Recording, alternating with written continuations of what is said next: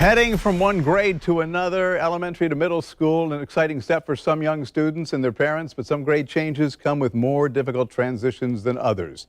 The transition from elementary to middle school can be especially tough to navigate for students, and parents play a pivotal role in helping their kids adjust to new changes. Will Smith, a lead middle school teacher at the Discovery School, a private school in Jacks Beach, here to help us make that transition. Hey, good to have you here.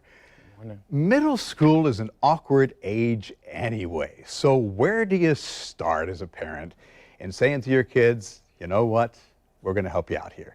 What's the best advice you have? Well, really, my best advice would be to communicate with your student.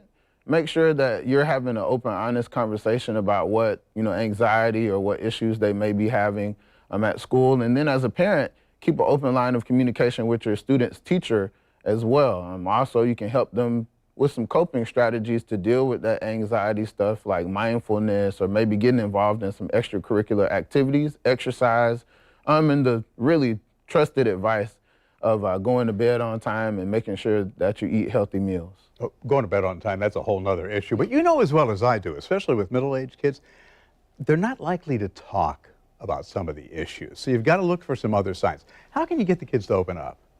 Well, really, it's more about having a conversation with your student and not interrogating them. I think if you're genuinely trying to find out what's going on in their life and not, trying to know every little detail of every interaction they've had in the day, you're more likely to get useful information that'll be helpful to both of you. So maybe is it best to take that conversation out of the house, maybe go to like Brewster's Ice Cream and Place and make it seem like you're not trying to get the information out of them and just having a casual little talk and doing an end around like in a football game? Oh, I definitely agree with that. Okay. So, and it's really incumbent upon the parent to listen and hear what their child's really saying as opposed to what they think they're saying. Oh, definitely. You want to be an active listener and not, project things on your child that they're not really saying. You're just adding to the stress at that point. Okay. And to capitalize on that, you don't want to preach to your kid, right? No.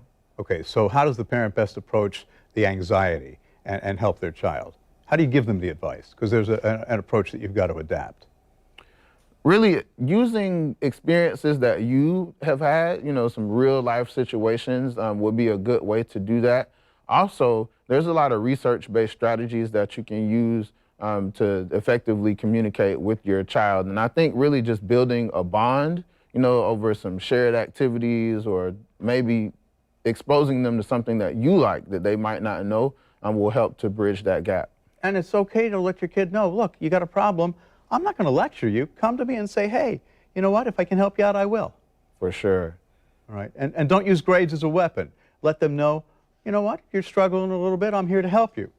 Yeah, parents should definitely be supportive. I know we all want our children to be straight A students. My parents were both teachers, and that's what they dreamed for me. But we need to know that everybody is different and that we all need support in different areas. And everybody's different. That's important, too. Don't say, hey, your brother used to get an A in geometry and you're getting this. Understand that each child has his or her strengths and weaknesses. Sure. It only makes your child feel worse if you're, comparing them to other people. And I know we want to use that kind of as a motivator, but oftentimes that can be very discouraging for students. All right, Will Smith, some good advice certainly there. If you missed any of this information or want to share it with somebody you know who has a middle school student, don't worry. We'll post this interview to our website, newsforjacks.com. Just look under the Back to School section.